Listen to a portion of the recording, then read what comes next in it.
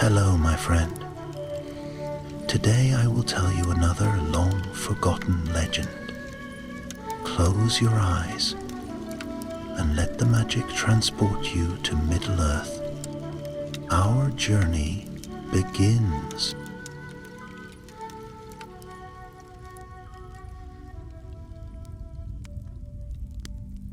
The spring that followed the War of the Ring was unlike any other remembered in Gondor. The land was scarred, yet life stirred again. Saplings pushed through the ashes on the Pelennor. The white banner of the king flew proudly above the tower of Ithilien, and in Ithilien, green shadows stretched over ruined watchtowers, as though the forest itself sought to reclaim the broken stones. But peace was still fragile, for not all the servants of the shadow had vanished with their master. It was during those days that dark whispers reached the ears of King Elisar. Messengers came from the borders of the dead marshes, bearing tidings of strange movement in the fens. Small bands of orcs, gaunt, half-starved remnants of Mordor's armies, still wandered there, but they did not scatter as wild dogs do when their master is gone.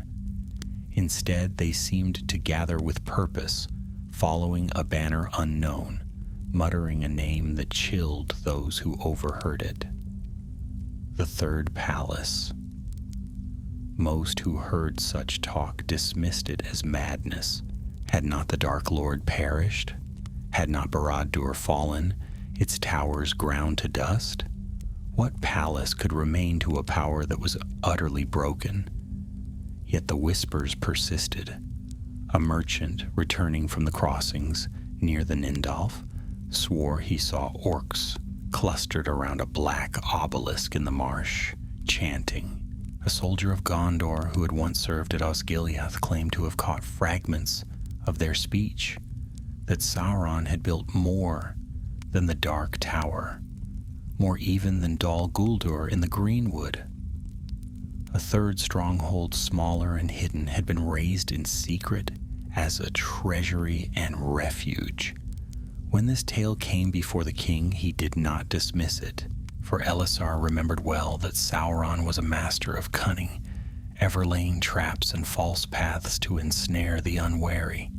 He turned then to his steward, Faramir, who knew the wild lands better than any man alive. Too much of Middle-earth has suffered beneath the hand of the enemy, said the king, his voice quiet but grave. If, indeed, he prepared some hidden storehouse in those fens, then even broken shards of his power may prove perilous. You, my friend, must see to it that this threat is ended. Faramir bowed his head. It shall be done. Yet I will not take a host, for the marsh is a cruel place. A handful well chosen will serve better than 1,000 swords. So it was agreed. The steward of Gondor sent forth a small company, rangers hardened by years of war, skilled in stealth and silence. Mablung, keen-eyed and steady of hand, went as their captain. Beside him was Anborn, ever quick with bow and jest alike. With them also came 2 younger scouts of Ithilien, light of foot, and lastly Calion, a scribe of Minas Tirith. At first, some questioned the choice of the scribe, for Calion was no warrior. Yet he had studied the old tongues of Numenor and knew much of the enemy's sigils and marks. Should they find walls marked with runes or doors sealed with ancient words, he alone might unlock their secrets. Faramir himself placed a hand upon the youth's shoulder and said, "Do not fear, Calion. Oft a keen mind serves better than a sharp blade. You will have need of both courage and wit before this errand is ended." Thus, on a dawn veiled in silver mist, the small company set forth from Emin Arnon. Their path wound eastward, past the ruins of Osgiliath and across the wide plains, until the land grew darker beneath their feet. Grass gave way to reedy pools. The air thickened, foul with the stench of stagnant water. To the north rose the desolate plateau of Dagorlad, where countless had perished in ages past. To the south spread the wet Wang, the endless marshes men called the Nindalf. It was there their true journey began. The rangers moved with quiet tread, their cloaks blending with the shadowed reeds.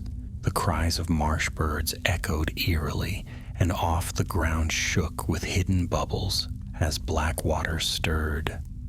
Lights glimmered in the distance, corpse lights, the dread will o' the wisps that lured travelers to their doom. Kellyon shuddered each time they flared, for he knew the tales. Beneath those waters lay the drowned faces of warriors, elves and men alike, who had fallen long ago upon the battle plain of Dagorlad. Their eyes seemed to open beneath the glassy surface, watching, waiting. "Keep your gaze ahead," Mablung warned, his voice low. "Look too long and the lights will draw you under." Days passed in weary silence. The rangers marked signs of orc movement, broken reeds, crude tracks in the mud, a spear haft left leaning against a half-sunken stone. But more troubling still was the pattern. The orcs moved as though guided by some hidden map, gathering not aimlessly but toward a single, unseen point. On the sixth night, beneath a sky of ragged stars, they came upon an ambush. Black arrows hissed from the reeds, and guttural voices rose in the dark. Orcs rushed forth, their armor rusted, their blades foul, yet their eyes gleamed with desperate purpose. The rangers loosed shafts in answer, their bows singing. Steel clashed, mud splashed, and cries of battle shook the still night. Kellyon, though no fighter, seized a fallen branch and struck at one who lunged toward him, fear lending him strength. When at last the orcs broke and fled, they left behind the wounded and the dead. Among their spoil, Mablung found something more telling than gold or weapons. A fragment of parchment, blackened and stiff, yet bearing marks drawn in red ink. Kellyon bent over it by the firelight, his fingers tracing the faded lines. "This is no common scrawl," he whispered. "It is a map, though written in a cipher of the black speech. Here, see? These strokes mark the dead marshes, and here this rune, a gate or door." The company gathered close, their faces grim. For now, the rumor of the third palace seemed no idle fancy, but a road that others already sought, and thus began their hunt, not merely for survival in a land of death, but to uncover a secret the Dark Lord had buried in silence, deep beneath the marsh. A secret that, if left unbroken, might yet rally his scattered servants to rise again. The night after the battle was long and uneasy.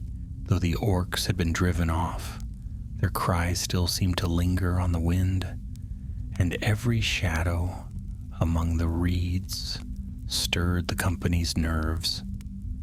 The air hung heavy with the smell of smoke and blood, mingling with the damp stench of the marsh. Sleep, when it came at all, was shallow. The rangers took turns keeping watch, bows in hand, for they knew the enemy would not abandon his purpose so easily. Kellyon sat by the dim glow of their fire, the scrap of parchment laid across his knees. The firelight made the ink gleam faintly red, as if it were still wet with some dark stain. He traced the lines again and again, whispering half-formed words beneath his breath, and though his brow furrowed with the strain of puzzling out the cipher. His eyes shone with quiet determination.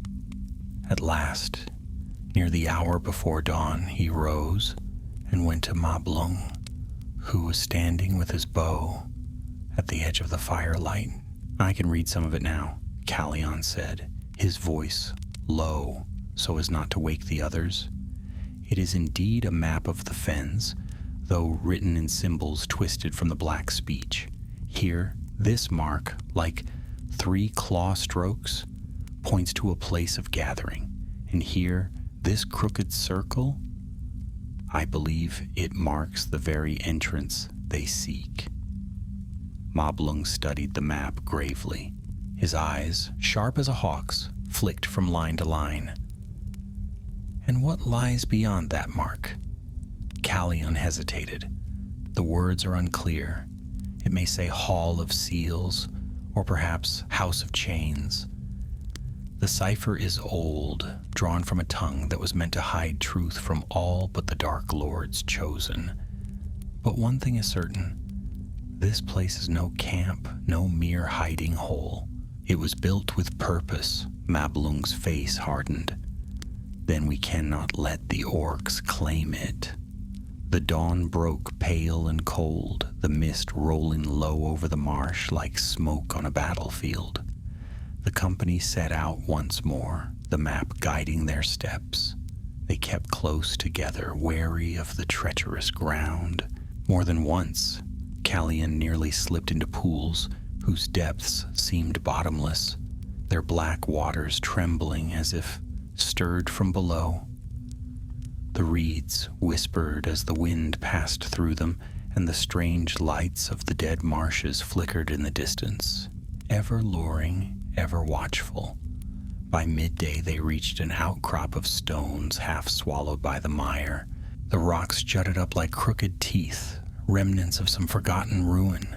Strange carvings, half erased by centuries of water and lichen, showed faintly on their surfaces. Spirals, stars, and words that Callion recognized as old Numenorian script. He bent low, brushing away mud with his sleeve. "It says, 'To the servants of the Eye, by this road only.'" He looked up at the others, his face pale. "It is a marker, a guidepost." Anborn let out a low whistle. So the stories were true. Sauron's hand reached even here into this forsaken land. I would have called any man a fool who claimed the marshes hid more than bones and water. Mablung knelt beside Callion, scanning the script. "Do you see aught else?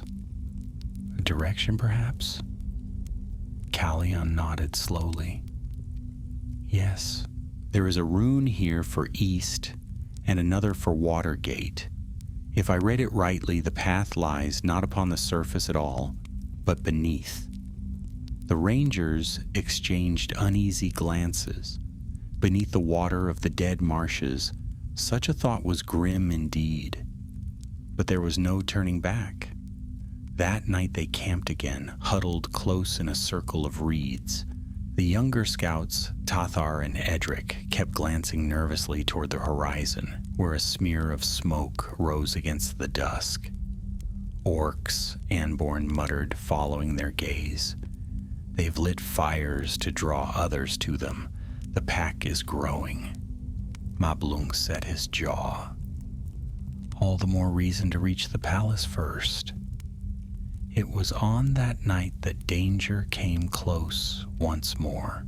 Callion awoke to a faint scraping sound, like metal upon stone. He sat up quickly, clutching the dagger Faramir had pressed into his hand before they set out. The fire had burned low, casting long, quivering shadows across the reeds. For a moment, he thought it a dream. Then he saw them, 2 eyes gleaming pale yellow, watching from the dark. "Wake!" he hissed, and the company sprang up at once. From the reeds burst a knot of orcs, their faces twisted and blackened with grime. They fell upon the company with snarls and curses. their blades flashing in the firelight. The rangers met them with swift fury, steel against steel, arrows hissing through the night. Calion stumbled back, clutching the map to his chest, as one of the creatures lunged toward him, but Anborn's arrow took the orc through the throat before it could strike. The fight was short and fierce.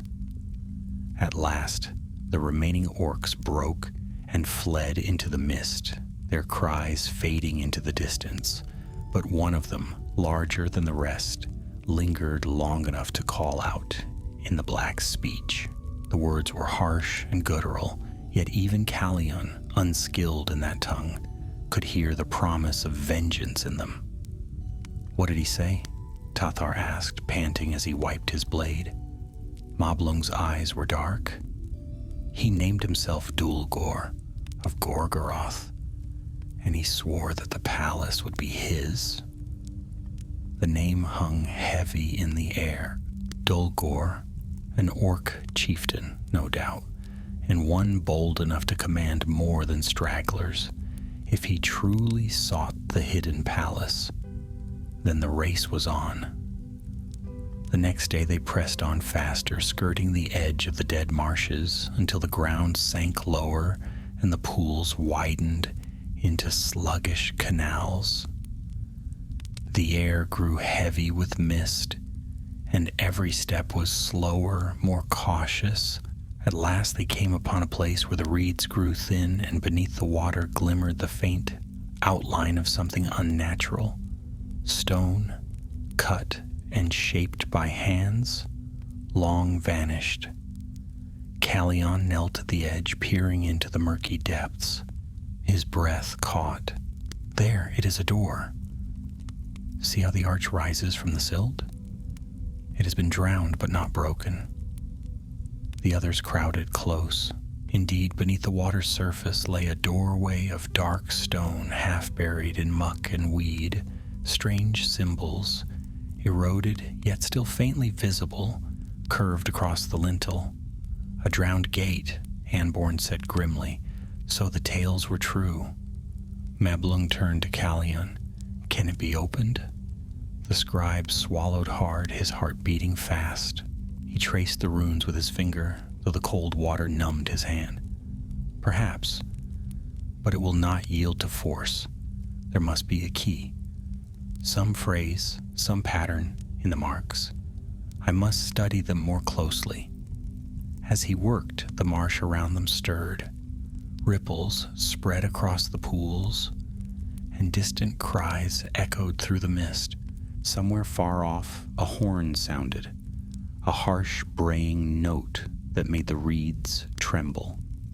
Dulgor's host was near, and in that moment, as the company bent over the sunken gate, they knew their path had led them true. The secret of Sauron's third palace lay before them, sealed beneath water and shadow. But to claim it before the orcs would be no easy task. The drowned gate loomed before them, black and silent, beneath the veil of water, as if it had waited through centuries for this very hour. Calion's hands trembled as he brushed away the muck that clung to the carved symbols, for he felt as though the stones themselves were watching him, testing whether he was worthy to read the words of the enemy. The cold water bit into his skin, numbing his fingers, but he forced himself to keep tracing the lines. They are older than the black speech, he murmured at last, his voice tight with awe. This is Númenórean craft, though twisted to Sauron's purpose. See here the runes of command, and there the sigil of the key. He must have bound his will to these stones, bending the works of men to serve his darkness. Anborn crouched beside him, an arrow nocked and ready as he scanned the mist. Well and good, Calion, but if you mean to talk to the stones, I suggest you do it quickly. I don't like the sound of that horn we heard. Mablung standing a little apart, with bow in hand, nodded grimly. The orcs are moving fast. If that was truly Dulgor's call, then he marches with more than stragglers. We must be inside before he reaches us. Callion swallowed hard, his heart hammering. I will try. He placed both hands against the stone lintel beneath the water, ignoring the icy shock that ran up his arms. He closed his eyes and whispered the runes aloud, one by one, letting the old words roll across his tongue. The syllables felt heavy, like iron, but they seemed to awaken something in the stone. A faint vibration hummed beneath his palms. Then slowly, the water stirred. Bubbles rose from cracks in the stone, and the symbols glimmered faintly as if lit from within. The arch shuddered, grinding against the silt, and the door began to sink backward into the dark. The rangers drew back, blades ready as a yawning passage was revealed beneath the water, descending into shadow. A foul smell wafted up, stale air, trapped for an age, mingled with the stench of mold and decay. Anborn wrinkled his nose. Well, it certainly smells like a palace of the enemy. Palace or no, we go in, Moblung said sharply. Dulgor will not tarry. Callion, you've done well. Now keep close. They fastened ropes to one another, so no man might be lost in the murky passage, and one by one they slipped into the water. It closed over their heads bitterly cold, and the silence was broken only by the sound of their own breath and the distant groan of stone. The tunnel sloped steeply downward, and just as Callion thought his lungs would burst, the passage broke into air again. They emerged into a cavernous hall, slick with dripping water and thick with the smell of mold. The walls were of dark stone, fitted with cunning skill, yet warped and cracked from long centuries of damp. Heavy chains dangled from the ceiling, clinking faintly as drops of water fell upon them. Callion shivered. It was like stepping into the belly of some great beast, long asleep but not dead. This is no mere storehouse, Moblung said quietly, his voice echoing in the vastness. It is a fortress beneath a marsh. They lit torches, their flames flickering against the damp walls. The hall stretched away into gloom, lined with narrow passages and iron-bound doors. Strange symbols were etched above each, some of power, others that Callion guessed were warnings. Which way? Anborn asked, his voice low. Callion studied the marks. The claw rune from the map. It should lead us toward the Hall of Seals. If the orcs believe this place holds the tokens of the Dark Lord, then that is where they will go. As they moved deeper into the underhalls, the sense of dread thickened. The air was heavy, as though weighed down by memories too dark to fade. More than once they passed skeletons chained to the walls, men, perhaps prisoners of Gondor taken in some ancient raid, or slaves who had perished while building this hidden place. Their bones gleamed white in the torchlight, and Callion felt his stomach turn. Yet there was no time for grief. The horn sounded again, faint but nearer now. Dulgor's host had found the drowned gate. We must be swift, Moblung urged. They will not be far behind. At last they came upon a wide chamber where iron galleries ran along the walls, and below them lay rows of great chests sealed with pitch. Ropes and winches still hung above, though rotted with age. The Hall of Seals, Callion whispered. Here the enemy stored the tokens of his command. Anborn gave a low whistle. Enough coffers to hide a dragon's hoard. What in Middle-earth lies within them? Not gold, Calion said, touching the nearest chest. These marks, they speak of ledgers, seals, sigils of authority. With these, a commander of Mordor could rally broken hosts, summon hidden allies, even command trolls and beasts that once served the Dark Lord. It is a treasury of power, not of coin. Mablung's face grew stern. Then it must be destroyed. But before they could act, a crash echoed through the tunnels behind them. The harsh cries of orcs rang out, growing nearer, and above them the sound of boots thundered on the stone. Dulgor had come. The orcs poured into the chamber, their eyes glinting in the torchlight. At their head was a towering brute, broad-shouldered and clad in rusted armor. His skin was dark and scarred, his tusked mouth twisted in a sneer. In his hand he bore a cruel axe, and his voice bellowed across the hall. Men of Gondor, you trespass in the halls of the Great Eye. These coffers are mine by right of conquest. Lay down your arms, and I may spare you a quick death. Mablung stepped forward, his bow raised. The shadow is broken, Dulgor.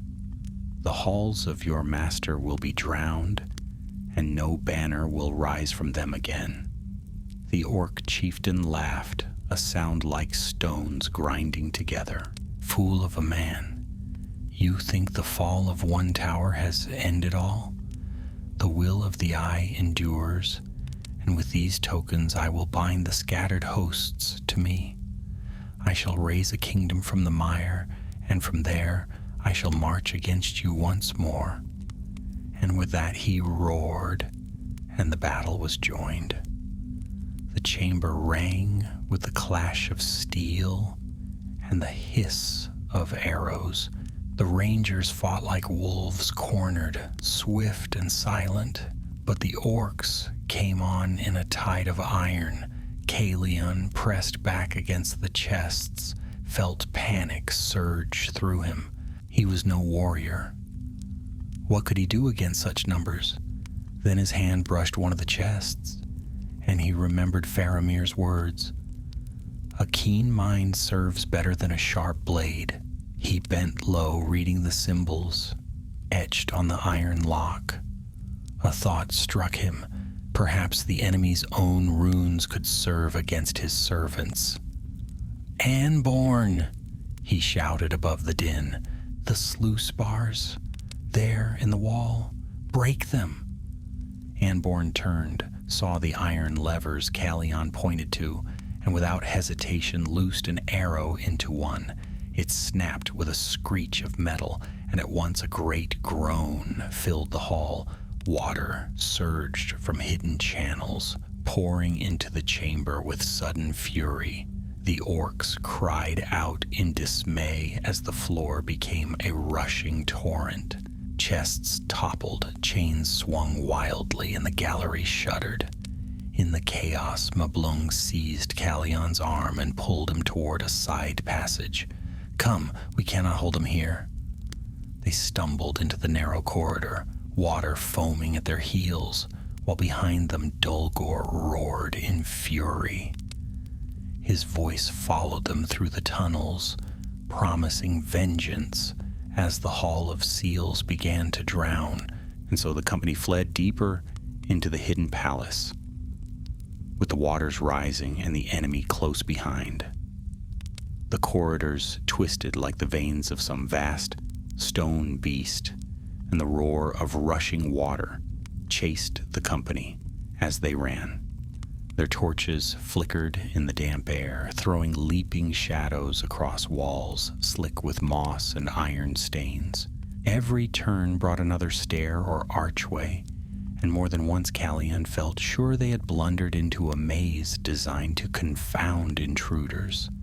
Yet Mablung moved with unshaken resolve, his eyes scanning the walls for marks, his ears straining for the sounds of pursuit. Behind them, Dolgor's voice boomed through the passageways, terrible and relentless. "Run, little men of Gondor. The water cannot save you. These halls are mine.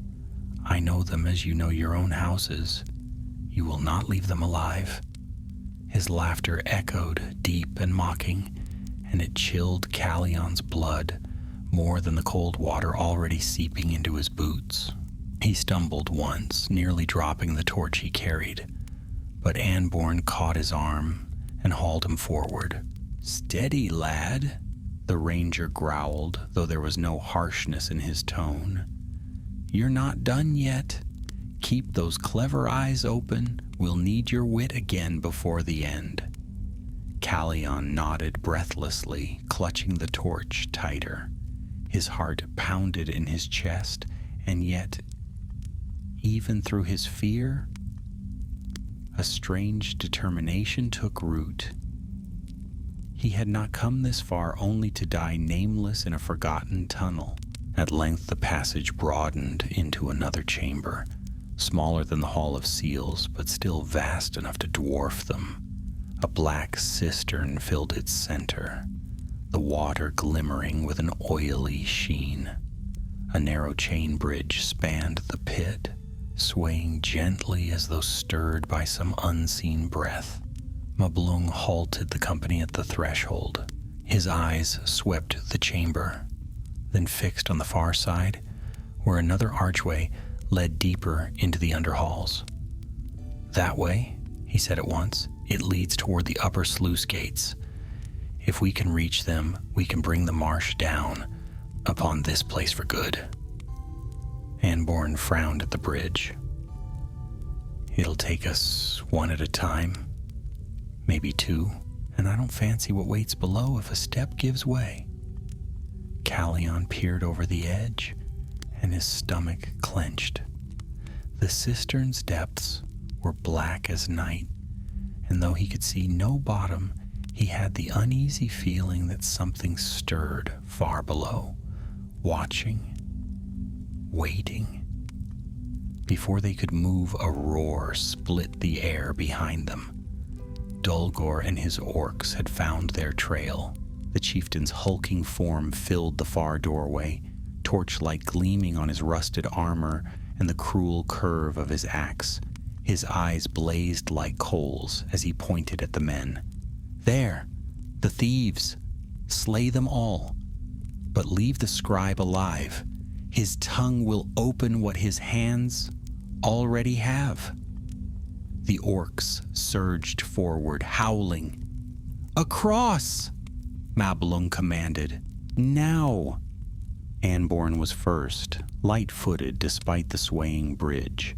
Tathar and Edric followed, each gripping the chains so tightly their knuckles shone white. Callion hesitated, his legs weak at the thought of crossing, but Mablung pressed him forward. "Go, Callion. Trust your feet. I'll cover you." Arrows hissed past them, some glancing off the stone, others vanishing into the dark pit below. Callion clung to the chains, inching forward one step at a time. The bridge shuddered beneath him, and sweat ran cold down his face. Behind him, Mablung loosed arrow after arrow, his bow singing even as orcs fell into the cistern with dreadful cries. But then Dolgor himself stepped onto the bridge. The chains groaned under his weight, and his laughter rumbled deep. "You cannot run from me, little man," he snarled. "I will have the palace, and I will see your corpses rot beneath its stones." Callion felt the bridge lurch as the orc advanced. His breath caught. If Dolgor reached him, there would be no escape, but Mablung, still at the near side, shouted, "Go! Don't stop!" Something in the ranger's voice struck steel into Callion's heart.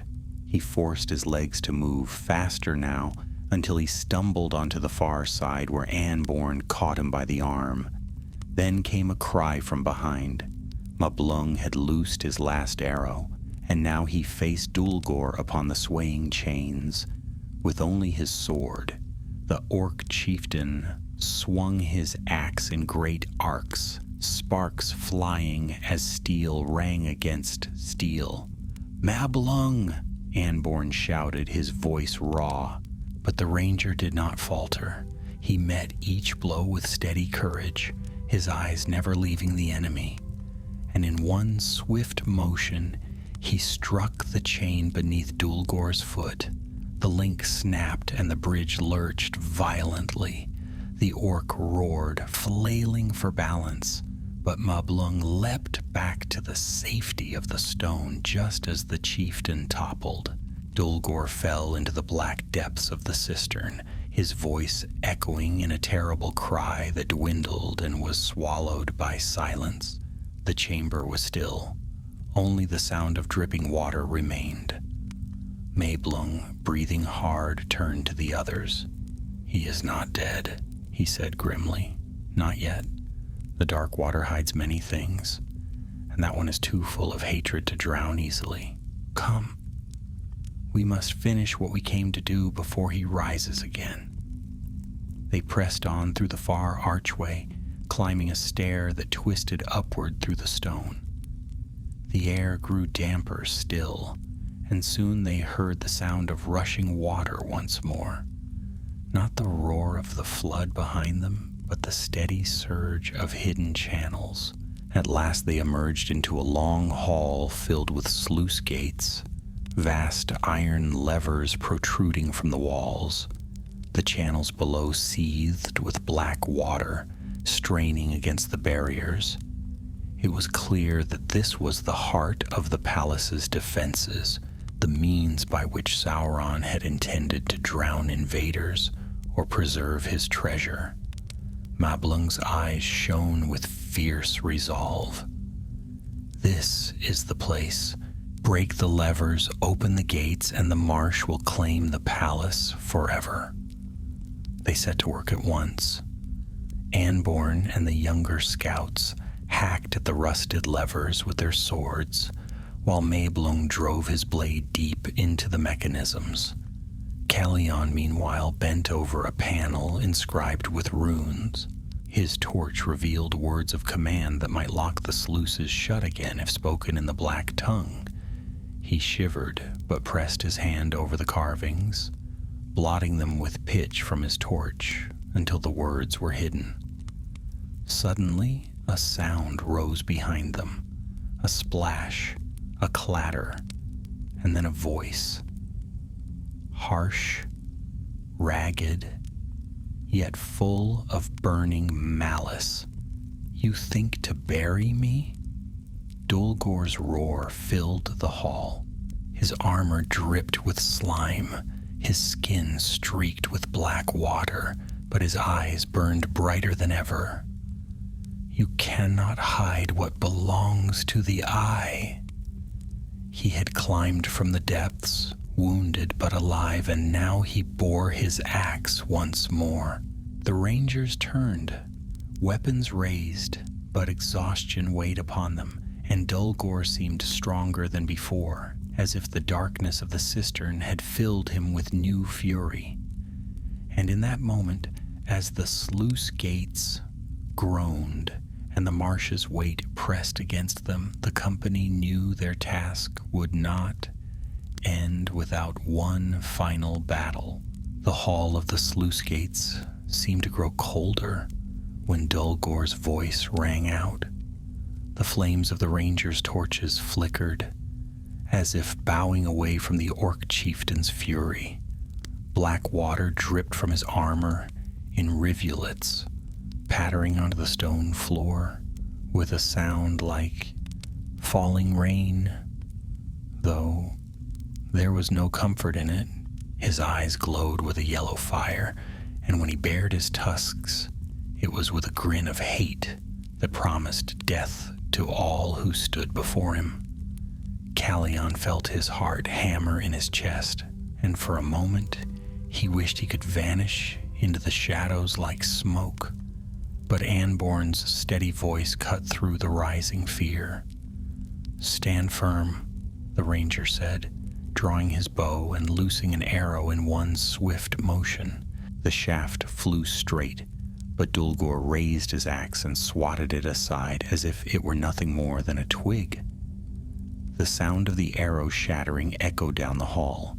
The orc's laughter followed it. "You think me so easily ended? I have swum in the black waters where the bones of kings lie forgotten. I have seen their faces staring up at me, silent and accusing. They could not drag me down, and you shall not either." With a roar, he charged.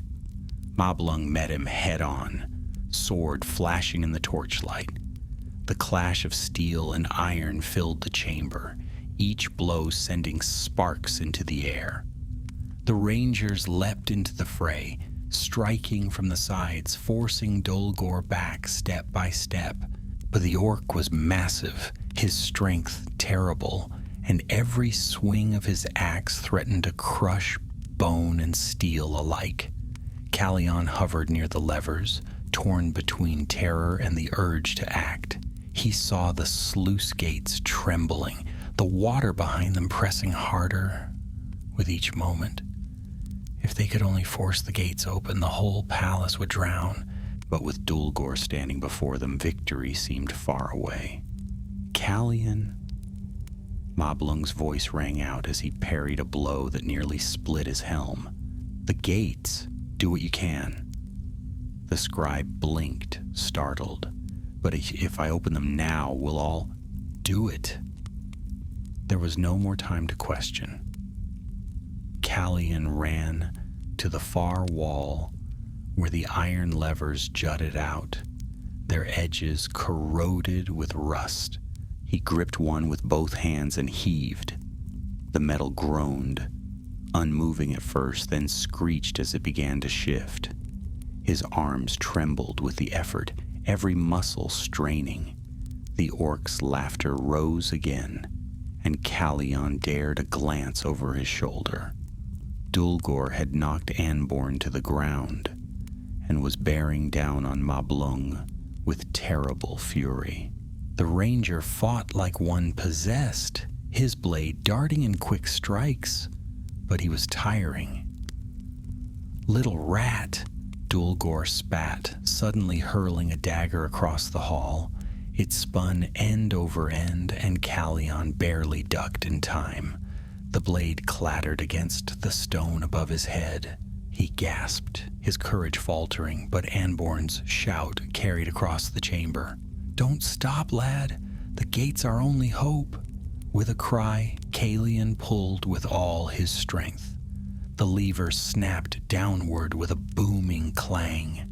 A deep rumble shook the hall, and water surged through the channels below, foaming and roaring as though the marsh itself had awoken. Dulgor spun around, eyes blazing. "No!" he bellowed. He turned from Mablung and charged toward Callion, but Anborn was there, rising with his bow already drawn. The arrow flew, striking Dulgor in the shoulder.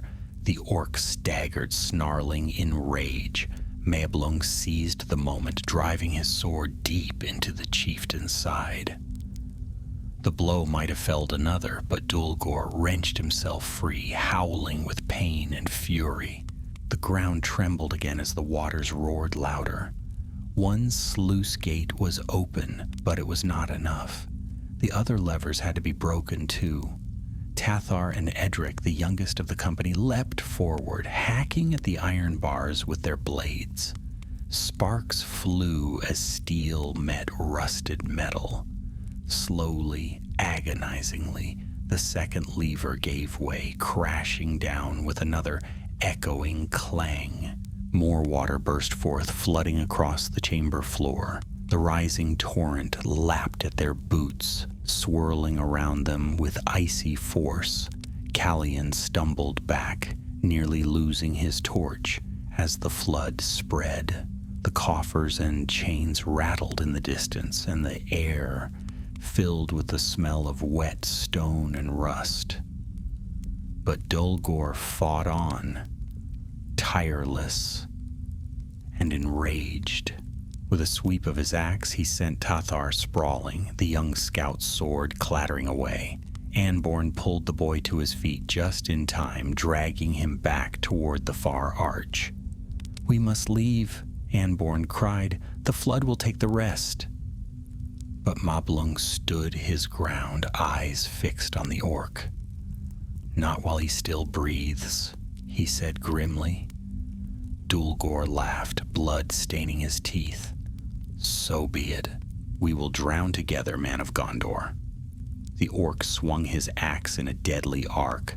Mablung ducked low, his sword flashing upward. Steel met flesh, and with a roar of agony, Dulgor staggered. But still he did not fall. The waters surged higher, waist deep, now churning with terrible force. The chains overhead swung wildly, clanging against one another like bells of doom. "Now, Calion!" Mablung shouted, his voice raw. "The last lever!" Calion's eyes darted to the far wall, where the final lever jutted, half broken already. He scrambled through the rising water, nearly swept from his feet by the current. His fingers closed on the corroded bar, and he pulled with all the strength left in him. For a dreadful moment it held, as if mocking his weakness. Then, with a shattering crack, it broke loose and fell. The flood roared in triumph.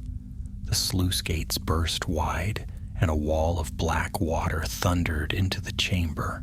The torches guttered and died, plunging the hall into darkness. Calion felt himself swept from his feet, dragged helplessly into the surging torrent. He gasped as icy water closed over his head, his lungs burning. Hands seized him suddenly, Anborn's, strong and steady even in the chaos. The ranger pulled him toward the archway, shouting words Calion could not hear above the roar. Together they stumbled into the passage, the others clinging close. Behind them, in the drowning chamber, Dulgor's roar rose once more, defiant, terrible, unbroken. It was cut short by the thunder of water, as the flood swallowed all. The company staggered upward through the twisting tunnels, the waters chasing them like a beast in pursuit. At last they burst into the open air, gasping as dawn broke pale above the marsh. The drowned gate had become a fountain of black water, hurling foam and silt into the reeds. The ground shook beneath their feet as the hidden palace collapsed, swallowed by the marsh it had sought to command. For a long moment they stood in silence, dripping and breathless, watching as the land devoured the work of the enemy. "It is done," Mablung said at last, his voice weary but steady. "The third palace is no more." Yet even as he spoke, Calion could not forget the sound of Dulgor's voice, nor the defiance in his final cry. He shivered, wondering if the marsh had truly claimed the orc, or if some darker fate had preserved him still, waiting in the depths. But for now, at least, the sun rose clear above the dead marshes, and the air seemed lighter than it had in many days. The secret of the third palace had been drowned. The dawn above the marshes was gray and shivering, a pale light struggling to pierce the mist that forever clung to the Nindalf. The small company of Gondor stood upon a low rise, their cloaks sodden, their chests heaving from the flight through the drowned tunnels. Behind them the ground groaned and shifted as though the marsh were feasting, pulling down stone and iron into its belly. The drowned gate had vanished entirely, replaced by a swirling eddy of foul water and black foam. "It is gone," Anborn said, his voice rough with exhaustion. "Every chain, every chest, every cursed mark of the enemy, buried, Buried, Moblung agreed, though his eyes remained fixed upon the shifting waters. His hand never strayed far from the hilt of his sword, as though he half expected Dulgor's monstrous form to heave up from the mire once more. Calian sank down upon a boulder, his limbs trembling. His chest burned from the water he had swallowed, and the memory of its icy grip clung to him still. For a long while he said nothing, only clutched at the satchel he carried beneath his cloak. Within lay the one thing they had salvaged from the palace, a small coffer no larger than a man's helm, taken before the sluices had burst. It had been Anborn's doing, in the chaos of the fight. He had seen the chest half toppled from its rack, and with a grunt of effort had dragged it free. Calian had cried out that it was dangerous, but the ranger had only said, "Better one token in our keeping than 100 left for orcs to find." Now the coffer seemed to weigh as much as the whole marsh in Calian's hands. "We should see what it holds," Anborn said now, resting one knee on the sodden earth. His eyes gleamed in the mist light. "Better to know what power we've taken than to stumble blind." Moblung shook his head sharply. "Not here. Not in the enemy's shadow. The king will decide what to do with it." Anborn grunted, but he did not argue. He too was weary, and perhaps part of him feared the chest's contents as much as he desired to know them. The rangers turned their faces westward toward Ithilien, where the air was sweeter and the shadows kinder, yet their path lay through leagues of marsh, and the enemy's remnants still skulked in its hidden ways. They moved in silence, their eyes and ears alert for every rustle in the reeds, every faint echo of movement. The dead marshes were never empty. By the second night, hunger gnawed at them. Their stores had been ruined in the flood, and though Anborn snared a marsh bird with his bow, the meat was thin and bitter. Calian forced himself to eat, though each bite turned to ash in his mouth. His thoughts circled back to the coffer again and again. What lay within it? Was it a key? A scroll? A seal wrought in the likeness of the eye?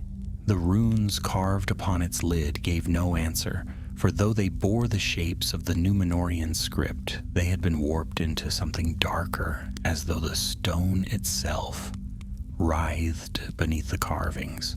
On the third day, as the sun struggled through the mist, they heard the sound of drums.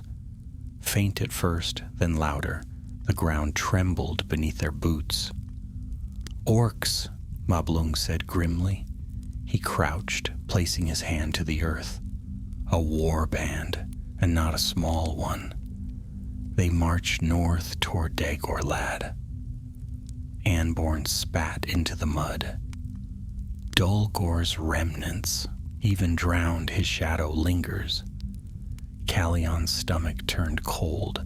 The thought of that hulking form rising from the cistern, roaring in defiance as the water swallowed him, had haunted his dreams.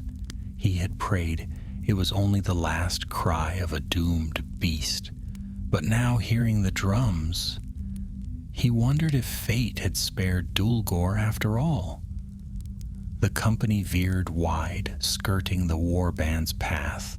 For hours they crept through muck and reeds, their cloaks blending with the mire, until at last the sound of drums faded behind them. Yet unease lingered. The orcs had not scattered like frightened vermin. They were moving with purpose, gathering as if answering a call. That night, as the company rested in a hollow among twisted willows, Calian could not sleep. He stared at the coffer lying at his side, its black surface catching the faint glow of the moon. At last, unable to bear his thoughts, he rose and carried it to Moblung. who sat watch with his bow across his knees. "Mablung," Calion whispered. "What if what lies inside this chest is more than a token? What if it is the very key Dulgor sought?" The ranger's eyes flicked to the coffer, then back to Calion's pale face. "Then it is all the more reason it must not be opened here. The king must judge. It was his foresight that sent us. His wisdom will decide how to end this tale." Calion hesitated, then nodded, but he felt no lighter. By the 5th day, the air grew fresher, and the mists began to thin. Ithilion's green slopes rose in the distance, and the company's steps quickened at the sight. They crossed the river at dawn, their boots leaving the stinking mud of the marsh behind, and by evening they reached Emin Arnon. There Faramir awaited them. The steward of Gondor stood tall upon the steps of his hall, his eyes keen as he beheld their weary band. He said nothing at first, only searched their faces until he saw the satchel at Calion's side. "It is done?" he asked at last. "The palace is drowned," Mablung said, bowing. "Its halls are broken, its coffers lost to the marsh. Only this we brought, my lord, so that the king may see the proof of our victory." Faramir's gaze lingered on the chest. His expression was grave. "You were wise not to open it. Bring it to Minas Tirith with all haste. There are few now who may read such marks without peril, and fewer still who should." So it was that the company journeyed once more, this time to the White City. They entered its gates as the bells rang noon, and word of their return spread swiftly.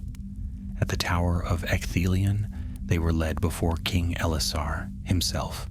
The king listened in silence as Mablung recounted all: the drowned gate, the hall of seals, the sluice gates, and the fall, or perhaps not fall, of Dulgor. At the end, Mablung placed the coffer at the king's feet and bowed low. Elisar regarded it long, then he turned to Calion. "You bore this burden across the marshes?" Calion flushed, bowing clumsily. I did, my lord, though I would have cast it into the water had Mablung not commanded otherwise." The king smiled faintly. "You did rightly. There is wisdom in destruction, but greater wisdom in understanding first what is destroyed. For without knowledge, we cannot guard against what may return."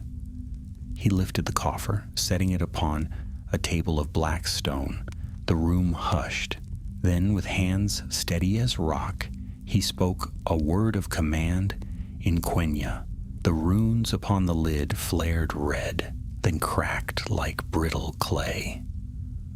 The lock fell open. Inside lay a bundle of scrolls, bound with cords of gold thread. Their parchment was dark, yet the writing upon them gleamed faintly, as if etched with fire. Elisar's face grew grave. "These are no spells. They are ledgers, the names of captains, the tallies of legions, the marks of tribute and supply.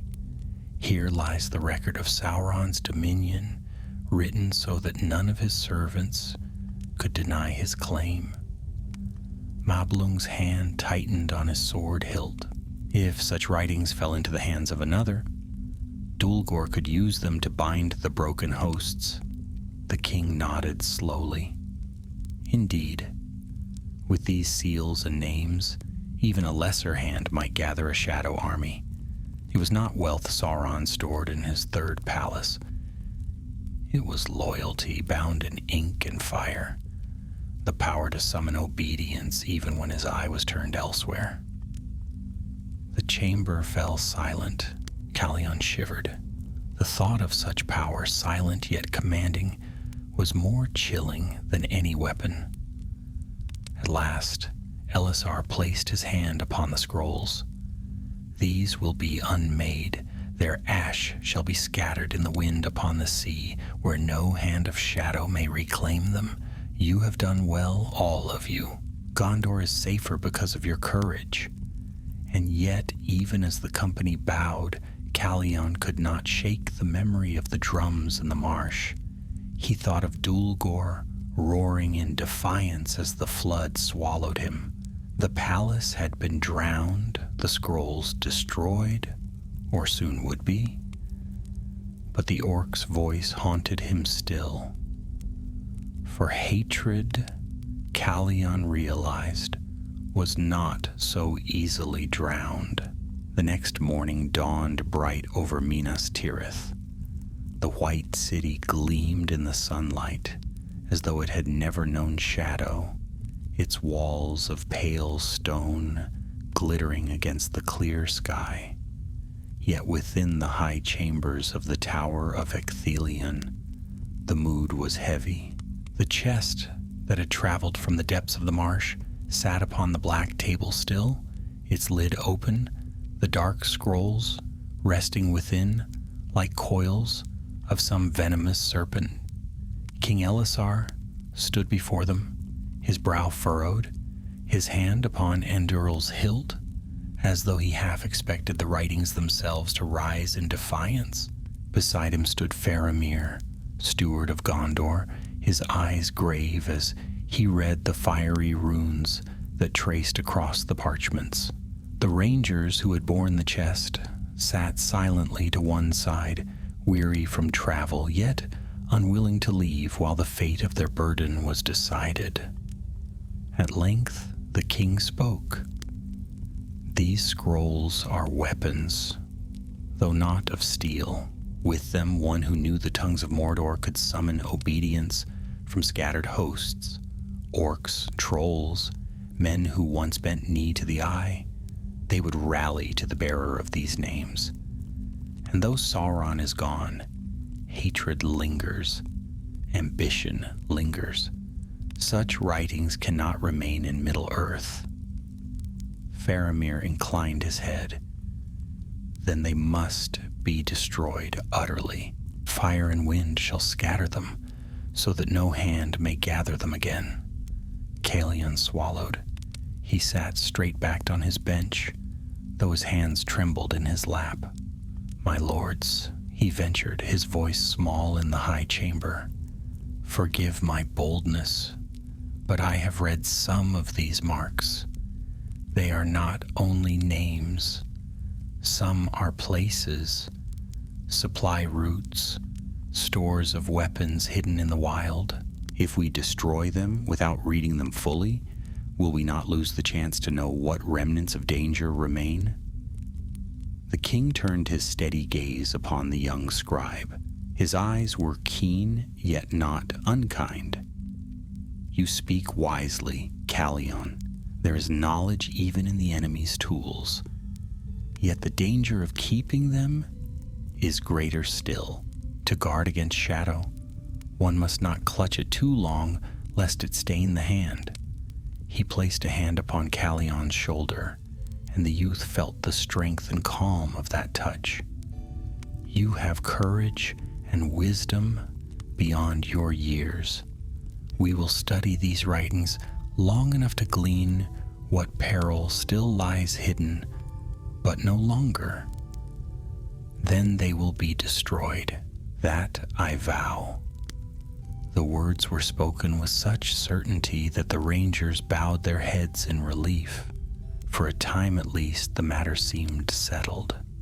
Yet elsewhere in the forgotten fens of the Nindalf, another tale was unfolding beneath the black waters of the cistern, where the sluice gates had burst. A figure stirred. The flood had dragged him down to the choking dark, battering him against stone, tearing the axe from his hand. Many orcs had been swept away and broken. Yet this one was not so easily ended. His hatred burned hotter than the flood, hotter even than fire. Dulgor clawed his way through the muck, his lungs near bursting, his vision filled with black. Again and again he thought the end had come, but some dark will seemed to drive him on, a fury that would not let him die. At last, half mad, he found himself upon a ledge of stone deep below the drowned halls. The waters roared past him, but he clung to the rock with iron grip, dragging his body free. He lay there for hours, days perhaps, though he could not tell, breathing shallowly, nursing his wounds. When at last he stirred, his eyes glowed still with that same yellow fire. "They think me drowned," he growled, his voice a rasp of hatred. "But the marsh cannot claim me, the eye does not forget. His will lives on in me." He rose slowly, leaning upon the rock, and staggered through tunnels, now broken and half flooded. The palace was lost, its treasures washed away, but his purpose had not died. No man of Gondor could destroy his hunger for vengeance. When at last he crawled out of the marsh into the sickly daylight, his skin was blackened and torn, his armor rusted with slime, but his voice rang clear as he lifted it to the sky. "Hear me, vermin of Mordor. The third palace may be drowned, but I, Dolgor of Gorgoroth, remain. I shall gather the broken packs, the nameless stragglers, the beasts of the wastes. We shall build anew in the wild places, and our hatred will fester until the day comes to strike." He raised his scarred hand, and in it glinted a shard of black iron he had torn from the palace walls. It bore upon it the mark of the eye, faint but unbroken. With this token he swore the remnants of Sauron's servants would know him as master. So began the dark work of Dolgor's vengeance. Unaware of this, the company of Gondor remained in Minas Tirith, where the king ordered a council of lore masters. Calion was summoned to aid them, for though he was young, none in the city knew the cipher as he did. Day after day, he sat in the high chambers, poring over the scrolls by lamplight, his eyes stinging from the fiery script. Some scrolls spoke of supply caches hidden in the Efelduath, where weapons and armor lay sealed in caverns. Others listed the names of men, chiefs of Harad and Easterling lords, who had once sworn oaths to the Dark Lord. Some of these men were dead, but others lived still, their loyalty uncertain. At night, Calion returned to his chamber, weary but unable to rest. His dreams were full of water and chains, and always the roar of Dolgor's voice. More than once he woke trembling, sure he had heard the orc's laughter echoing through the stone of the tower itself. When at last the council was done, the king ordered the scrolls destroyed. They were carried with great ceremony to the Harland, where a great fire was kindled upon the quay. The parchments burned with eerie light, their flames leaping higher than seemed natural, as though the words themselves resisted their end. Yet Andoril was raised high, and with a stroke of its flame-bright edge, the cords were cut, and the fire consumed them all. Ash drifted upon the wind, carried westward toward the sea. The people who watched cheered, their voices ringing like bells. Calion felt the weight upon his heart ease a little, yet still he shivered, for he could not forget that hatred does not burn so easily. Afterward, the company was honored. Mablung and Anborn were hailed as heroes of Ithilien. Tathar and Edric were given places of trust among the rangers, and Calion was named keeper of records in the king's service. It should have been an end, a peaceful closing of their tale, but far to the east, beneath a sky of smoke and ash, Dulgor's drums began to sound once more, he had gathered to him a band of orcs, wild and broken, who had fled from battle and hid in the hills. At first they mocked him, calling him drowned and ruined, but when he showed them the shard of black iron, their jeers turned to growls of awe. The mark of the eye, even faint, was enough. In the dark places of the world, hatred found a leader again. And so while Gondor rejoiced in its victory, a new shadow stirred in the wild, biding its time. For a season, Gondor knew peace. The fields outside Minas Tirith were tilled once more, the vineyards of Losarnach flowered, and the people laughed in the streets of the White City, as though shadow had never touched their lives. In Ithilien, the ruins bloomed with green again, and Faramir's halls at Emin Arnon filled with song. Calion, newly named Keeper of Records, spent his days among parchments and scrolls, his ink-stained fingers copying the words of kings, long passed into clean tomes for the new age. Yet for all the brightness of those months, a restlessness lingered in him. Often, when the candles burned low and the halls grew quiet, he found his mind drifting back to the marshes.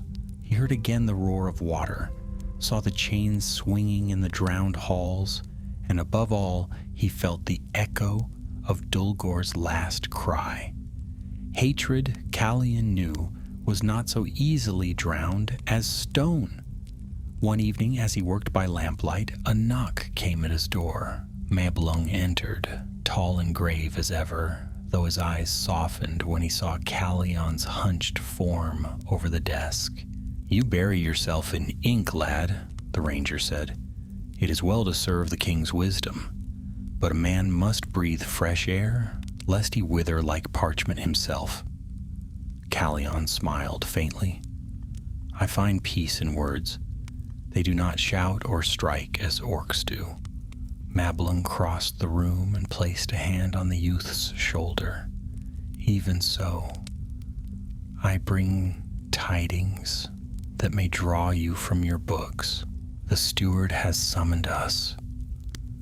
Within the hour, Calion stood once more in the high chamber of Emin Arnon. Faramir awaited them, his face grave in the torchlight. Anborn was there also, leaning against the wall with his arms folded, and the two younger scouts, Tathar and Edric, sat at the steward's table, their eyes watchful. Faramir wasted no time. "Word has reached me of unrest in the east. Travelers from the Brown Lands speak of orc bands on the move, larger than stragglers, yet not so large as an army. They march by night, their banners blackened, their horns braying in the marshes." Anborn's mouth twisted. "Dulgor." Faramir nodded. "So it seems. We cannot yet prove he lives, but the signs are too many to dismiss. These bands are not scattered rabble, they move with purpose, and more troubling still, they do not flee the light of day as most of their kind do. It is as though hatred alone drives them." Mablung's eyes darkened. "We should have ended him when we had the chance." "No man can fault you for that," Faramir said gently. "You drowned a fortress. Few could claim such a victory. Yet the seed remains, and now it grows." He looked at Calion then, his gaze piercing. "You studied the scrolls before they were destroyed. Tell me, did you see aught of secret gatherings, hidden tokens, marks that might rally these creatures?" Calion hesitated.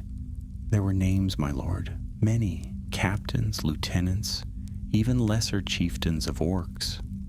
I remember one, Dulgor of Gorgoroth. His name was written with a mark beside it, a flame symbol. I think it meant he was trusted with command over more than his own band." Anborn spat into the fire. a trusted dog of the eye. No wonder he clings to life like a wraith. Faramir's hands rested upon the table, fingers steepled. Then we cannot let this shadow gather unchecked. If Dulgor means to carve a kingdom from the ruins of Mordor, we must strike swiftly before his strength multiplies. I will not see another darkness rise from the marshes. He turned to the company. Mablung, Anborn, Tathar, Edric, you shall lead a small band once more.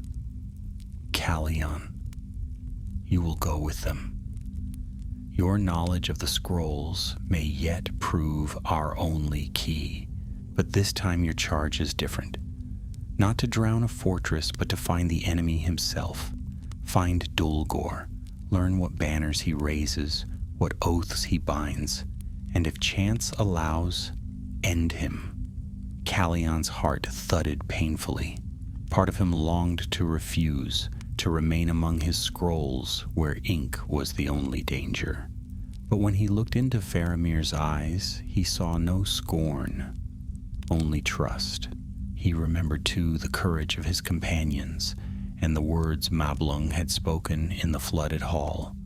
Go, Calion, trust your feet. So he bowed. I will go. The company set out 2 mornings later, cloaked in green and gray. Their road led east once more, across the Pelennor, where the grass grew thick and tall, then through the brown fields where the shadow of Mordor had scorched the earth. The journey was heavy with memory. Anborn grumbled that he had hoped never to smell the marshes again, and even Mablung's eyes grew hard when the fens of the Nindalf rose once more before them. Yet the land had changed. Where once the drowned gate had gaped black and foul, now only reeds and pools remained, as if the marsh had swallowed the palace whole. No stone, no chain, no hint of the enemy's work was left. But at night, when the wind blew cold, they heard the echo of horns drifting across the waters. On the 4th night, they found signs, orc footprints, pressed deep into the mud, marching northward in tight columns, black feathers from arrows, discarded wrappings of foul meat, even crude runes scrawled into stones. They march to Dagorlad, Mablung said, crouching over the prince, and they do not skulk, they march as soldiers. Calion's stomach clenched. Then Dulgor commands them. The company followed the trail, moving silently by night and resting by day. The further north they went, the more signs they found. Fires blackened with tar, horns left hanging in the reeds, skulls staked on poles to mark the way. At last, one evening, they came upon a hillock from which they could see far across the marsh. What they beheld turned their blood to ice. A camp stretched across the flats, lit with fires that smoked thick into the sky. Orcs moved in ranks, sharpening blades, sounding horns, and raising crude banners of black cloth. And at the center of it all, standing upon a mound of stone, was Dulgor. He was changed. His armor was torn and rusted, his skin scarred and darkened by the waters, but he stood tall, his axe glinting in the firelight. In his hand he bore the shard of black iron, and when he lifted it, the orcs roared as one. Hear me, his voice boomed across the camp. The eye is gone, but his mark remains. We are his vengeance, his fury. From the marshes we rise, and soon the men of Gondor will tremble again. The roar that answered him was so great, it seemed to shake the very reeds. Calion's heart sank as he crouched in the shadow of the hill. The 3rd palace was drowned, the scrolls destroyed, but here stood proof that shadow endured. Dulgor had survived, and he had forged from ruin a new host. And now the company of Gondor faced a choice: to strike swiftly at the heart of the camp with what strength they had, or to return with warning, knowing each day gave Dulgor's horde more time to grow. The fire-lit camp stretched wide across the marshland, its glow reflecting in pools of black water, so that it seemed the very earth itself was aflame. The orcs had fashioned a rough ring of stakes and ditches, and within their perimeter, hundreds of them moved, snarling and shouting as they sharpened blades, roasted foul meat, and raised their crude banners to flap in the night wind. Deucalion crouched low in the reeds beside his companions. It looked like a sea of shadows. His stomach clenched with dread, for never had he seen so many gathered since the great battles of the Ring. War itself.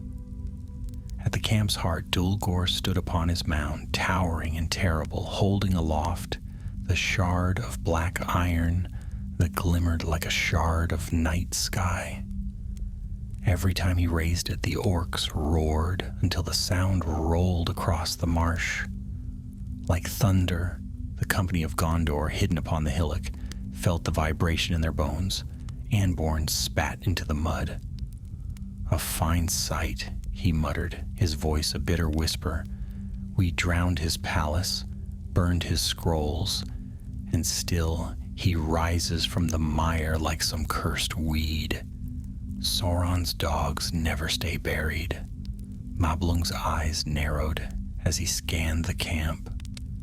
"We are 5. They are hundreds. To strike them here would be folly." Edric shifted uneasily, his young face pale in the torchlight. "But if we turn back now, he'll march. By the time we return with word, he may have doubled his number. What if he strikes first? Then Gondor must be warned before that day comes." Mablung answered, calm but firm. "Our duty is not to throw our lives away in vain.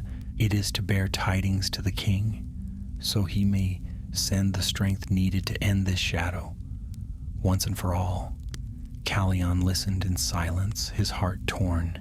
He remembered the roar of water in the drowned halls, the feel of the sluice levers beneath his hands, and the terror in Dulgor's voice as he had fallen into the cistern.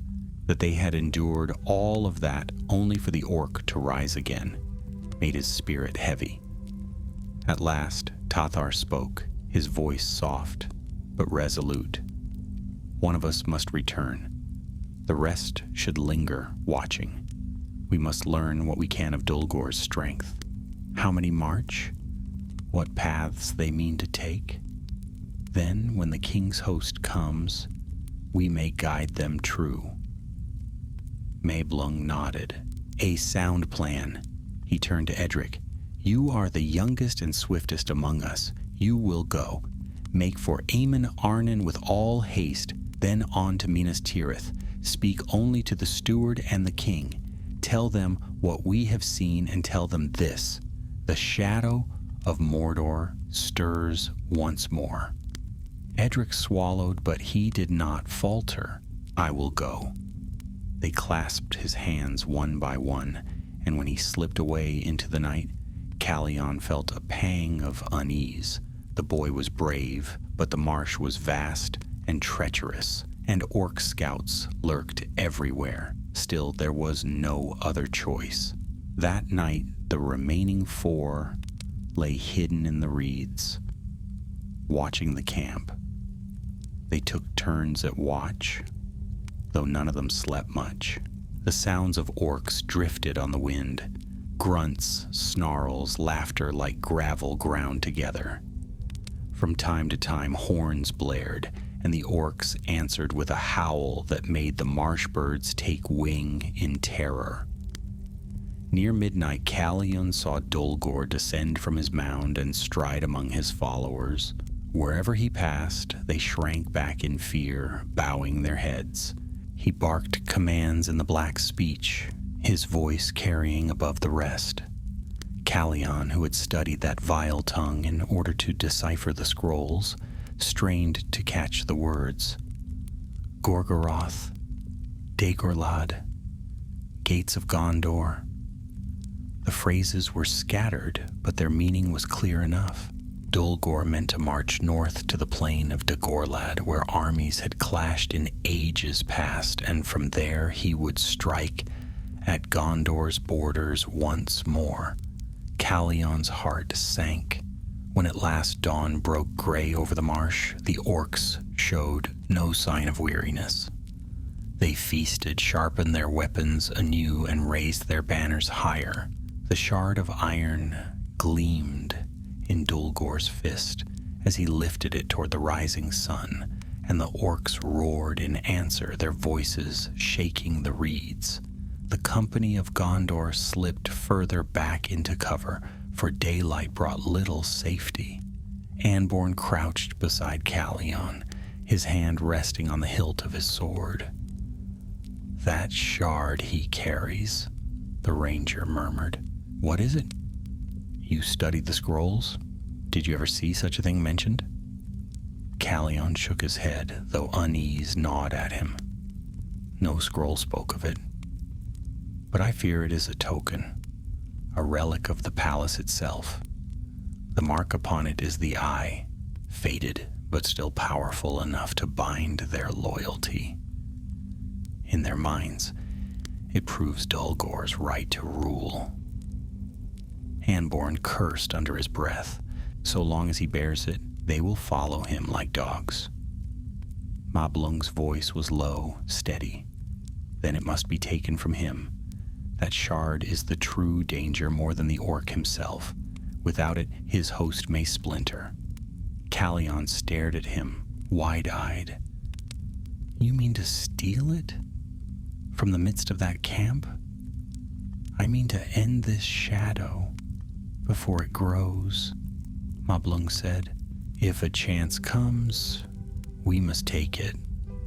All through that day they watched, noting the numbers of orcs, the banners they raised, the horns they sounded.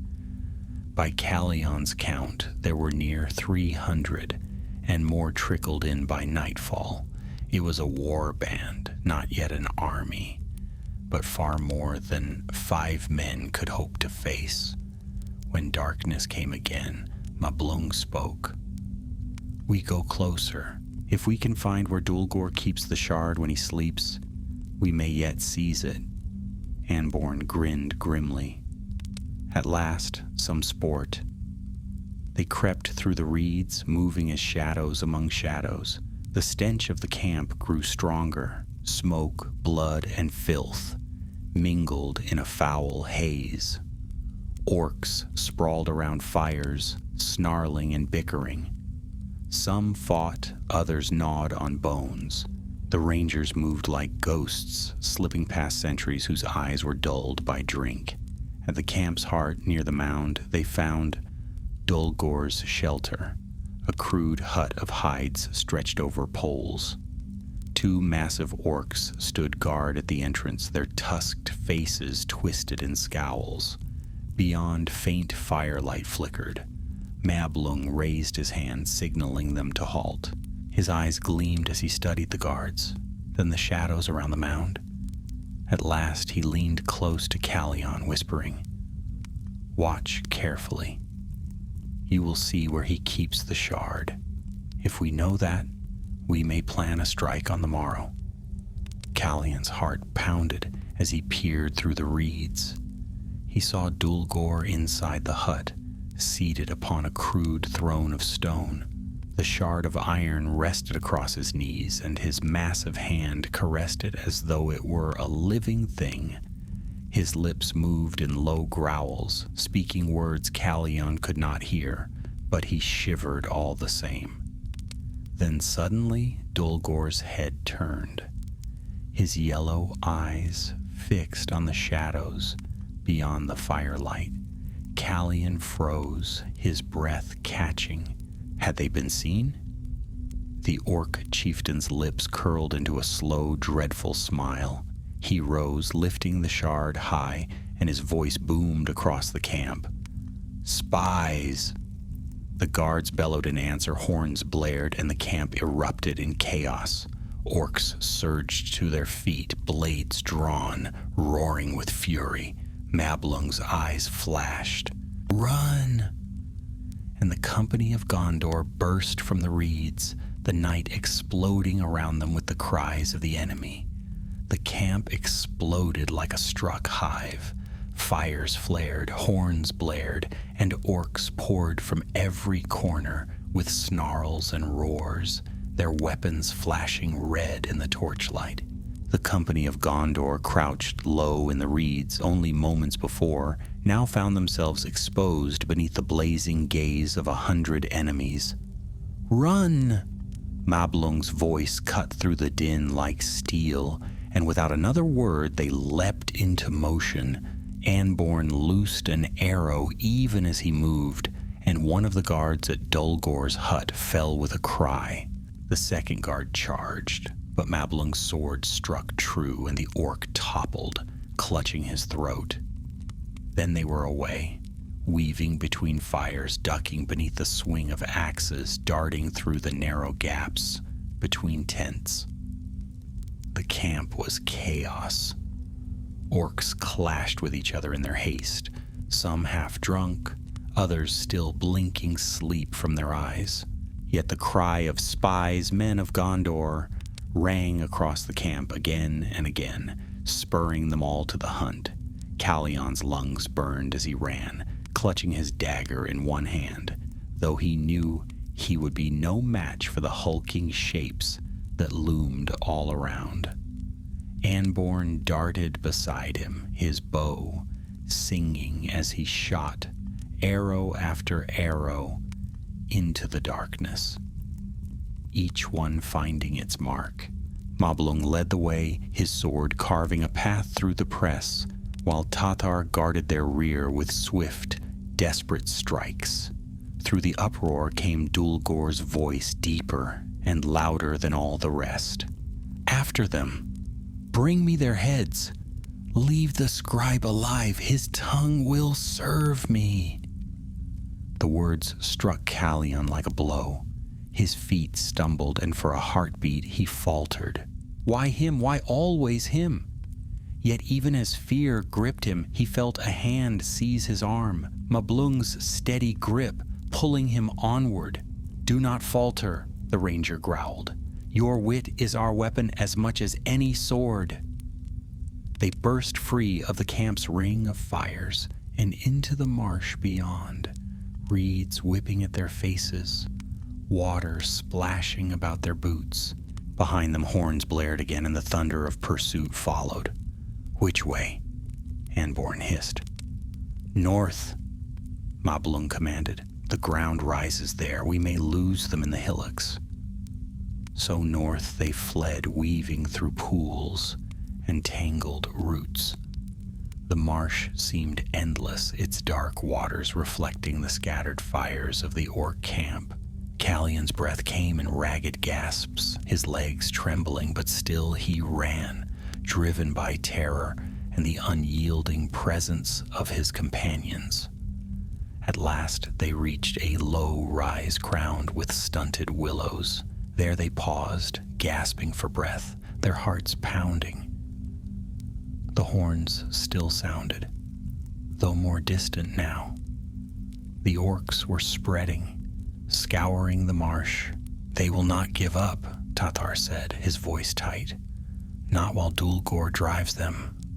Mablung's gaze swept the shadows. "Then we must be ghosts in the reeds. We cannot outrun them, but we can outlast them. Come, keep low." So began the hunt. All through the night they crept through the marsh, moving as silently as the wind. Whenever horns blared near, they sank low into the reeds, waiting as orc packs thundered past. Twice they were nearly discovered. Once when a torchlight flared close enough to gleam on Anborn's bow, and once when a hunting dog sniffed at their trail, only to vanish with an arrow through its throat before it could howl. Callion's nerves frayed with every passing hour, his ears strained for every splash, every rustle. His dagger felt clumsy in his hand, and he hated the way it trembled. Yet whenever despair threatened to overtake him, he remembered the drowned halls, the moment he had pulled the final lever and loosed the flood. Then he clenched his jaw and carried on. Near dawn, they found shelter in the hollow of a half-sunken ruin. The stones were ancient, carved long before even Gondor's kings, and moss clung to every crack. There, hidden beneath the broken archways, they rested for a time. Anborn kept watch, his eyes sharp even through weariness. Tathar tended to Callion, pressing a water skin into his hands. "Drink and breathe slow. You have the look of a man who has stared too long into fear." Callion drank, the water cold upon his tongue. "I feel hunted, as if Dulgor's eyes are always on me."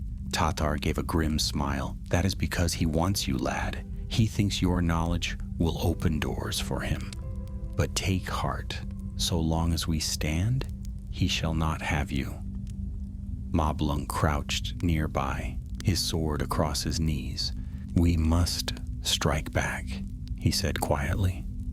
"So long as he bears that shard, his host will grow. Even if Edric reaches Gondor, the king's host will take weeks to muster. By then, Dulgor could march upon Dagorlad with twice his number." Anborn glanced at him. "Then what do you propose? A charge into the camp again?" "No," Moblung said. "But we need not face the whole camp. Only Dulgor. If we can strike him down or steal the shard, the rest may fall to bickering. Orcs follow strength, not loyalty. Without his token, his hold may crumble." Callion shivered. The thought of creeping into that camp again filled him with dread. Yet he knew Moblung spoke truth. Dulgor's strength was not only in his axe, but in the iron shard he bore. They rested until the sky lightened, then moved again, keeping to the shadows of the reeds.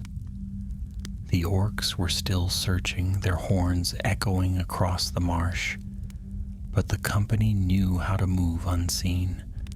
For 2 days they played this deadly game, watching from afar, slipping close enough to learn the camp's habits, then vanishing before the patrols drew near.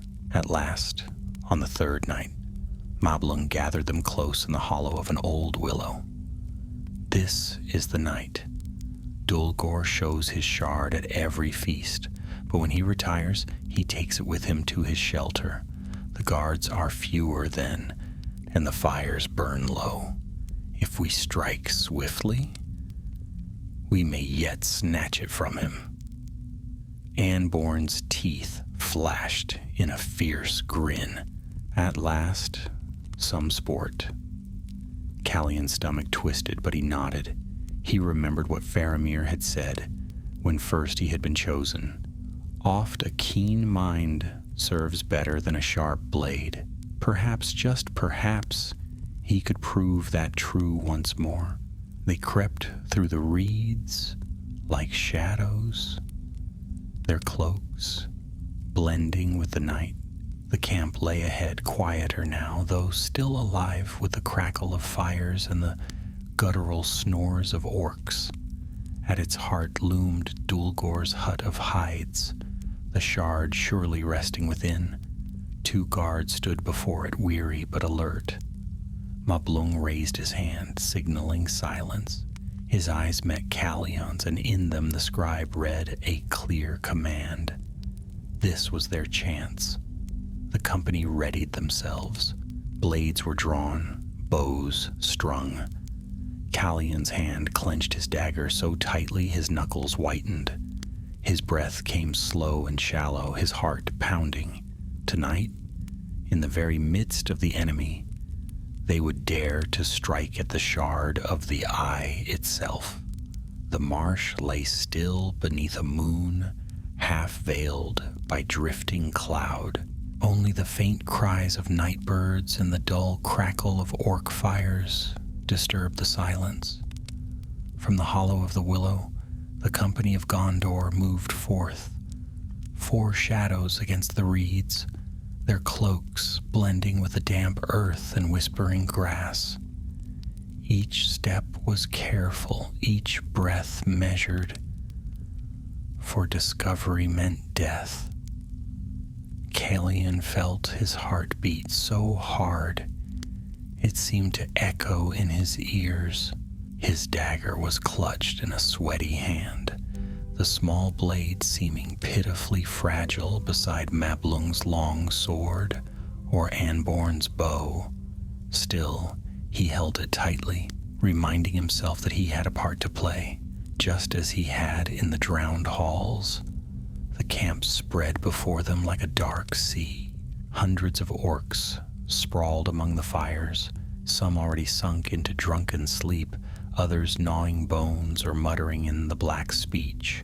Their guttural laughter rolled through the night air, yet it was a laughter that carried no mirth, only hunger, cruelty, and scorn. At the camp's heart, the great hide hut loomed. Its ragged walls were stretched taut across poles of black wood, and faint firelight flickered through seams. 2 massive guards stood at the entrance, each bearing a jagged spear, their eyes glowing faintly in the dark. Beyond those hides, Calion knew, lay Dulgor himself, and with him the shard of iron that bound this horde together. Mablung crouched low, his hand raised. His voice was little more than breath. Anborn, the guards, quietly. Tathar, you and I will strike for the shard. Calion, watch. And if aught happens, warn us. A cry at the wrong moment could undo all. Calion nodded, though his throat was too dry to speak. Anborn slipped into the shadows, bow in hand. His steps were so light that not even the reeds stirred. The guards muttered to one another in low growls, unaware of the death that crept upon them.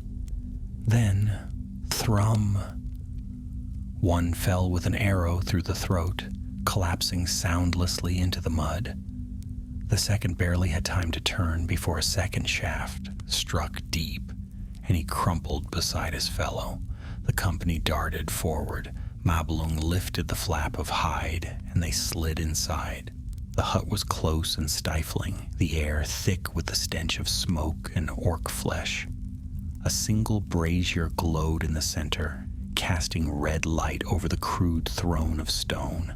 Upon it sprawled Dulgor himself, his scarred bulk, swathed in skins, his axe leaning against the seat. And there, across his knees, rested the shard of black iron. It glimmered faintly, its mark of the eye catching the firelight. Calion's breath caught at the sight, for though it was but a fragment, it seemed to fill the hut with a presence heavy and oppressive, as if the eye itself still watched through it. Mablung and Tathar moved like cats, their blades ready. Step by step they drew closer. Calion lingered by the flap, his eyes darting between his friends and the camp outside. He prayed the orcs would not notice the missing guards until it was too late. But Dulgor stirred, his eyes opened, glowing yellow in the dimness. A slow smile curled across his tusked mouth. "I smelled you," he growled, his voice low and terrible. "Men of Gondor crawling in my camp like worms. Did you think I would sleep while the ice still burns in me?" With a roar, he surged to his feet, seizing the shard in one hand and his axe in the other. The brazier toppled, spilling embers across the floor. Shadows leapt wildly as the hut shook with his fury. Mablung cried out, and struck first, his sword flashing.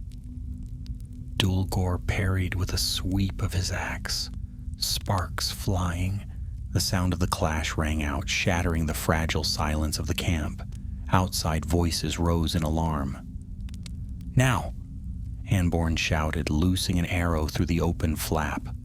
It struck Dulgor's shoulder, but the orc only roared louder, as though pain were fuel for his rage. Tathar leapt forward, his blade aimed at the shard, but Dulgor swung his axe in a wide arc, forcing him back. The iron fragment gleamed in his fist, and the orc bellowed words in the black speech. At once, horns sounded outside, and the camp erupted into chaos. Callion's blood turned to ice. Orcs would be pouring toward the hut already. If they did not act now, all was lost. He looked at the shard.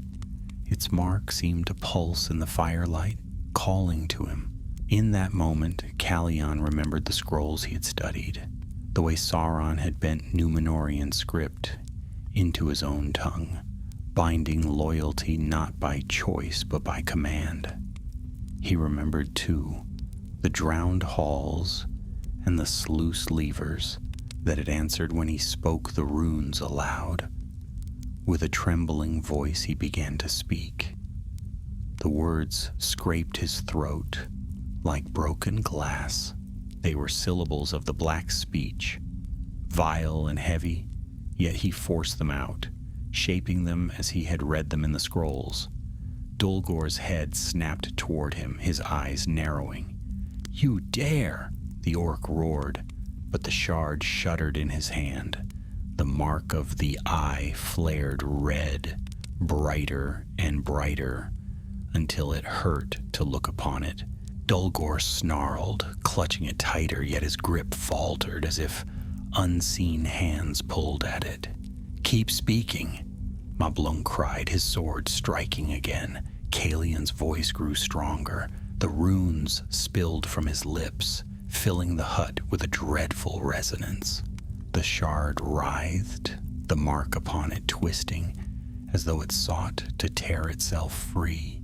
Dulgor bellowed in rage, swinging his axe wildly, but his blows grew clumsy.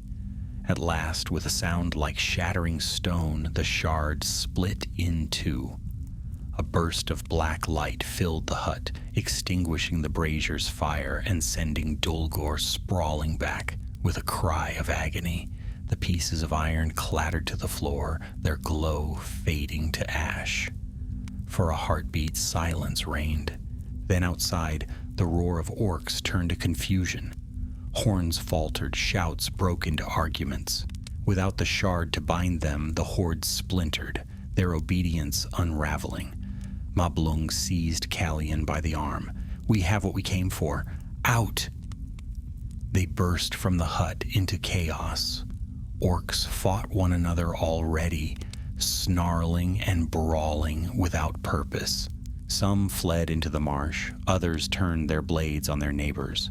The company darted through the melee, striking down those who blocked their path, but most of the orcs were too consumed by their own quarrels to notice.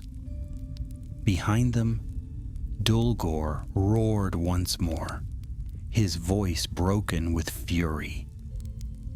He staggered from the hut, his eyes blazing, his axe dripping blood.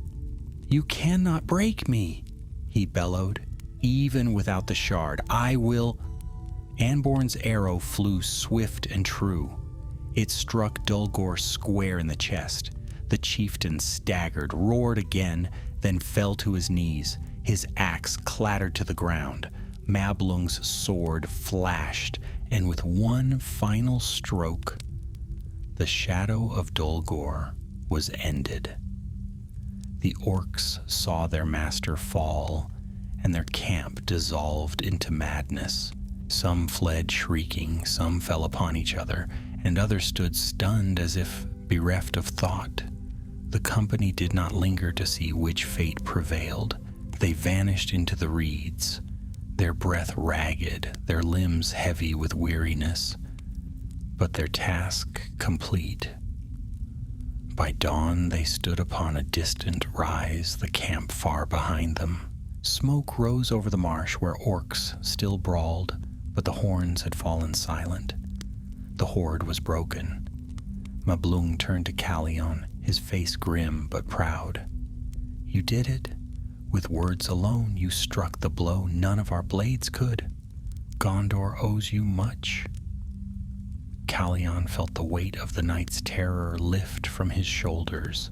He looked toward the east, where the sun rose red over the marshes, and for the first time since the drowned halls, he felt hope. The third palace was gone. The scrolls were ash.